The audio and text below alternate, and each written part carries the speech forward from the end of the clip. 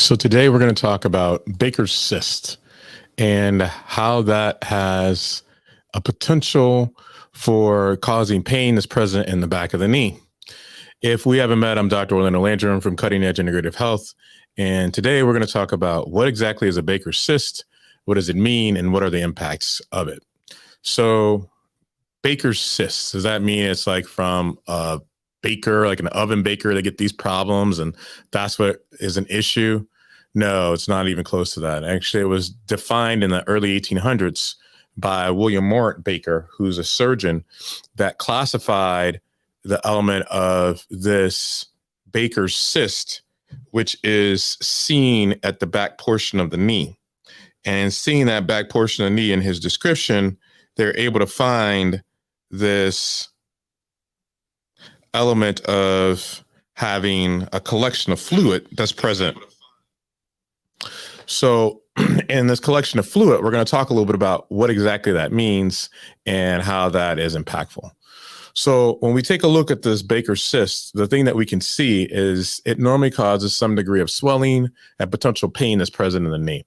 So if we were to look at it, it looks like the following, where if you take a look at the anatomy, it more is present within the inner portion of the knee and the back portion of the knee. So as you can see from this cartoon pictorial representation, what it looks like is this collection in between the muscles where they come together. And we're going to talk about this a little bit more depth and detail. But at the end of the day, what really comes out is that it's a collection of fluid that's related to the synovium. So when we kind of express the synovium and explain that a little bit more, we'll give you a better idea about what exactly that means.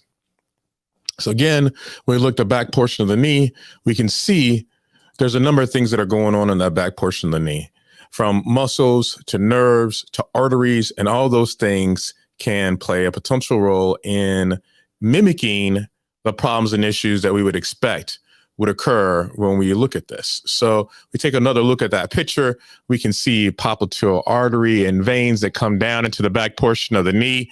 We can see muscles that are associated with the areas of the elements of the calf, and being able to figure that out, we can then kind of make a determination about exactly what's going on.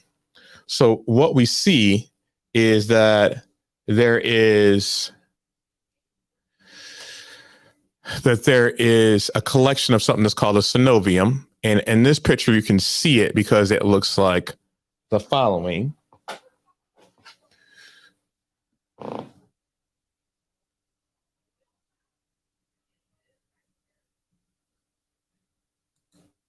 So if you're to take a look at the knee, and you're to take a look at a picture of the knee like such, or a model of the knee like so, what you can see is that you have a kneecap, you have that gap that's going in between.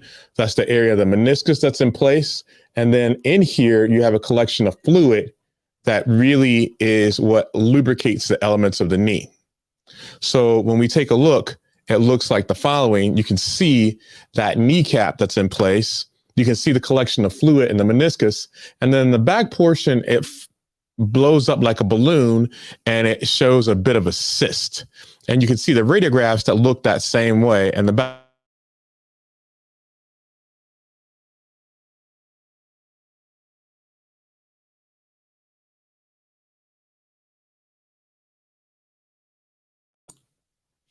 So what you can see on MRI, which is what the pictures are on the right-hand side, is the femur and the tibia. And then you can see this collection of fluid that is present that can cause a whole host of different problems. And when we talk about what are some of those problems, there's a number of things that kind of pop up. So first of all, it can seem to be where it feels like a muscle in the back that could be a strained muscle that could be an issue. It could be a problem with you having a blood vessel issue, like a hematoma that could occur. You can have a problem with an actual clot that's there, which is similar to something that's called a deep vein thrombosis. You can have a collection of benign tissue that's present, or a hemangioma, which is a collection of blood vessels. And all those things, as we can kind of see from this little graphical representation, can mimic what a Baker's cyst could feel like. But again, when we talk about that Baker cyst, it looks like the following. The knee that you can see from the side, you see the collection of fluid. It's in continuity with the synovium. And that fluid that's present that naturally coats the knee helps form this pocket in the back portion of the knee that ends up giving us the presentation that looks kind of like this, where when we take a look, you can see that collection of fluid that can be able to get larger over time. So what are the different treatment options in order to be able to improve it? So you can do different conservative therapy options where you try things like rest and ice and compression and elevation and see if it improves. You can try things like anti-inflammatory medications, so things like ibuprofen and Tylenol, or if you're more natural, things like turmeric or other treatment options like that. Some of the more innovative things that are out there are therapies like shockwave, which can be able to improve it. And there are portable shockwave elements that are out there like stores that can be focally applied at the site that can give improvement. You could consider doing an aspiration, which we're going to talk about a little bit more depth and detail, or you can be able to do steroid into that area with following the drainage of that synovial fluid. And you could consider surgery. So when we talk about drainage of that site, back in the day, they used to just kind of just feel for it and do it blindly. But as you know, there's a number of reasons for why we would maybe not want to consider doing something like that. And one of the foremost reasons for that, if you recall from what we just showed, was the following. You can see there's some blood vessels and nerves here. So every once in a while, those blood vessels and nerves don't run the way that we expect for them to run. And if you end up placing a needle someplace where we don't really want that to be, that can be fraught with a whole host of different problems and difficulties and issues that you would probably imagine, right? So one of the ways to consider doing that drainage is to do it differently and to do it in a way that looks like the following. So if you were to do an ultrasound examination, you can have that person in stomach down, and you place an ultrasound probe that's there, and you take a needle and you're able to guide that needle into the area, because what you can see will look like the following. So if you're taking that picture on the right-hand side, you can see a collection of fluid. You can see the needle entering from top left into kind of center screen, and you could be able to drain that fluid and get an improvement of what's going on with the areas of that Baker cyst. Now, the problem with all that is the following, is what can happen is that after you do all that, that fluid could recollect. So if that fluid recollects, then there's other things that we need to look at in terms of potential treatment options that we might want to consider. And so some of those things include the following. So if we're talking about doing injections, instead of us just kind of focusing on an injection alone, one of the things that we really need to figure out is, why are we having the problem in the first place, right? So if we are trying to figure that out, the things that we need to understand is that synovium is frequently in conjunction with other areas, right? And so those other areas include things like the meniscus. They include things like the cartilage.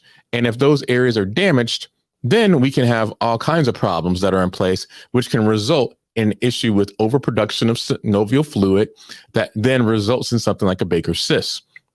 So accordingly, what we have to be able to do is to try to see, are there meniscal issues or other problems that are actually giving us this major issue, to be able to see how can we stop this from recurring. Okay. So when we look at different treatment options, there are things like drainage, there's things like sclerotherapy and orthobiologics.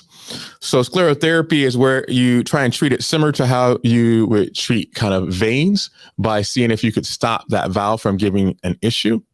And orthobiologics are going to be things like we talked about in previous lectures, like PRP and platelet lysate, which hopefully can be able to improve that overall area, not just the aspect of the cyst, but also the meniscal and cartilage issues that might be giving some of those problems. So we go into depth and detail. One of the things that we can kind of see is that after you try doing conservative therapy or drainage, one of the things that you really want to try to incorporate is rehabilitative exercises. And some things that you really want to look at is, how can you be able to do quadriceps strengthening and hamstring stretching? So it's an overall program to be able to get that area back to the way that it needs to be in order to be able to feel better. One of the things that was mentioned is surgery. And so when we talk about surgery, there's different ways to be able to approach surgery. And normally it is a treatment of last resort, pardon me. But that treatment of last resort normally comes in with 3 different types of approaches to be able to get to the components of the knee. So if we're taking a look at the knee and we're seeing that inner portion of the knee, i.e. something like so, what we are going to tell you is that it can come mainly within this area, the posterior medial, but it could come from further out in order to be able to reach that space in that area. The things that need to be addressed are, is it close to blood vessels? Is it close to nerve roots? And all those type of things can be seen traditionally under either open, but most of the time it's being done nowadays with an arthroscopic approach, meaning a small camera in order to get into that area. So again, when we talk about Baker's cysts, it's a small collection of fluid like we made mention of before, looks kind of like this. And traditionally, it's predicated on there being an issue or injury to the cartilage or meniscus. And one of the ways to kind of confirm that is with different tests like a Mcmurray test. And so a Mcmurray test is where you take that knee, it's bent, and you have a twist that goes on. And it's a way to be able to deduce, do you have a meniscal issue or do you have a Baker's cyst type problem? And then going back to our overall slides again to kind of say, okay, well, how can we be able to kind of sum this all up? Synovial fluid that basically needs to be dealt with in some fashion and not just drained, but be able to be understood why you have the problem in the first place. So that Baker's cyst can be intermittent in nature and give you problems at times and not at other times. And at the end of the day, many times it's associated with a knee problem that's inherent to the traditional aspect of the knee that can cause you a problem that results in a collection of fluid. So that's what a Baker's cyst is. Those are the different treatment options, the ways to be able to evaluate it and assess it and understand that it's normally not there by itself, but there's traditionally something else that's there with it. So we need to get to the why in order to be able to treat the actual underlying problem. Hopefully this was helpful for you. If you have questions, you can either leave them in the actual chat or you can be able to leave them after the fact if you're watching this video at a later point in time. If there are other things that you want to talk about, conditions, treatments, please let us know and we'll be happy to give you that insight. And hopefully you're enjoying a phenomenal holiday season and really are being able to have a good time that is rewarding not only to you, but also to your family.